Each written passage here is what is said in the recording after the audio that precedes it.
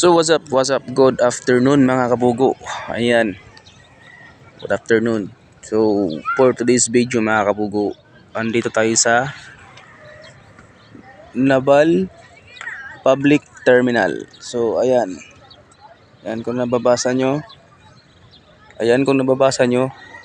Naval Public Terminal. So andito tayo sa tabi ng dagat. Dahil dito yung tambayan, magandang views, ganyan. Dati hindi pa to dito, dagat pa to dito. Doon pa yung tambayan. Diyan sa kabila. Ginawa na dito. Pinahaba nila. So ayan. Hanggang doon yan sa Laka. Yung tinatawag na Laka. Ano lang naman nata, sitio lang naman nata yan. Hanggang doon sa Bernardes. Pero hindi na umabot dun yung ganitong may seawall dun eh. So ayan. So yun mga kabugo, dito tayo sa tabi ng nagtamang tambay lang tayo dito habang naghihintay ng oras. Ayan po yung tinatawag na na mall, na yung old mall nila. Yung pinakaunang nila, market. Grabe, ang tagal na niyan. So yun po, napansin nyo yung kulay blue na yan, yung sa gitna. Ayan. Yan po yung G&F Department Store. At yung katabi naman, yung kulay pink. Ay, pink ba yan? Orange ito. Yan naman yung yung Limpiado. Tapos doon, yung building na yan, yung nakikita nyo. Ayan, yan. Ayan, yan. Yan yung ginagawa pa yan. Hindi pa tapos yan. Dalawang palapag pa yan. Pero ewan ko kung anong gagawin dyan. Kasi dating rin yan eh. Dating mga tindahan ng mga bangketa, ganun. Sinira at ginanya na, ginawang ewan ko kung anong tsura niyan. Kailan kaya matapos yan. Abangan lang natin yung anong kinalabasan ng itsura niyan. So ayan. So andito tayo sa tabi ng dagat. At napapansin nyo, may nangunguha ng isda. Ayan si kuya. Nandun po yung niya. Hindi natin makikita. Ayan. Marami to sila dito. Ayan pa isa. Nagre-ready na ng niya. Yung pangalawa. Ayan. Doon sa kabila meron din dalawang tao. Nakakakuha na yun eh. Ay, ito pala. Yan pala siya. Lumipat lang ng pwesto. Ayun.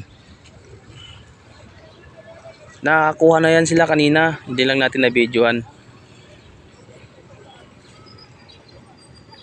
So ayan mga kabugo. Ang pain po ng ito si kuya, ang pain po niya is tinapay. Ewan ko kung makakakuha ba yung tinapay kasi pag mababasa kasi yan matatanggal kasi yan sa niya eh.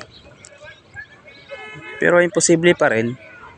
Yun nga lang, hindi talaga na makakakuha ka ng 100% kasi nga pag mababasa kasi yung tinapay sa tubig, di ba, matatanggal yun, mabilis na lang matanggal yun eh. Di pag anuhin ng isda yun, di matatanggal na, hindi pa makakain yung kaya mahirap ka makakuha ng ganyan.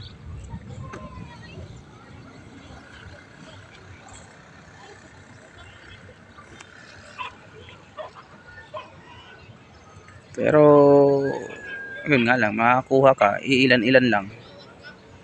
Kaya pwede na rin. So ayan, hanggang doon po talaga yung ayan, sa pinakadulo. Sitio Laka ata yan, barangay ba yan? Tapos Atipulo, ay Bernardes pa pala. Bernardes 1, tsaka 2. Hanggang doon sa Atipulo. So ito pala yung port nilang, port ng Naval.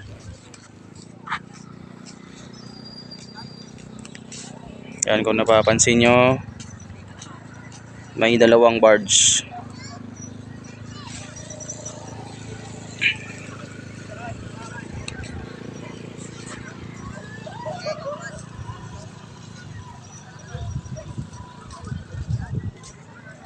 Dati mga kabugo, dito ako sasakay pag uuwi ako ng Bohol. Kasi may roble pa dito noon. Diyan yan dadaan. Iikot yan doon sa may ano, puntang Cebu. Tapos Cebu to Bohol naman. Ngayon wala nang ano, wala nang roble. Ewan ko ba kung bakit hindi bumalik yung roble. Kaya ginagawa ko, ano na lang ako, via Ormoc hanggang sa Bato. Kaya magbato to Ubay naman ako. Ayun, ganun yung ginagawa ko. Cutting trip kasi wala na eh. Wala nang barko dito. Yan, napapansin may mga bus, mga Bilmar, ganun. Biyahing ano yan. Buong Biliran.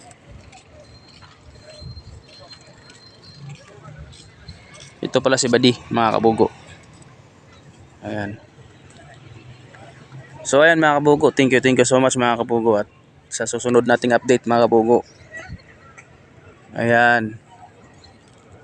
Ang inaabangan kasi dito mga tao yung sunset. Ang ganda na sunset dito, kaso nga lang yung ano, wala atang sunset ngayon kasi ano, ayan, nakikita mo nyo naman oh. Galing kasi umulan kanina. So ayan mga kabugo, thank you so much mga kabugo. Bye bye.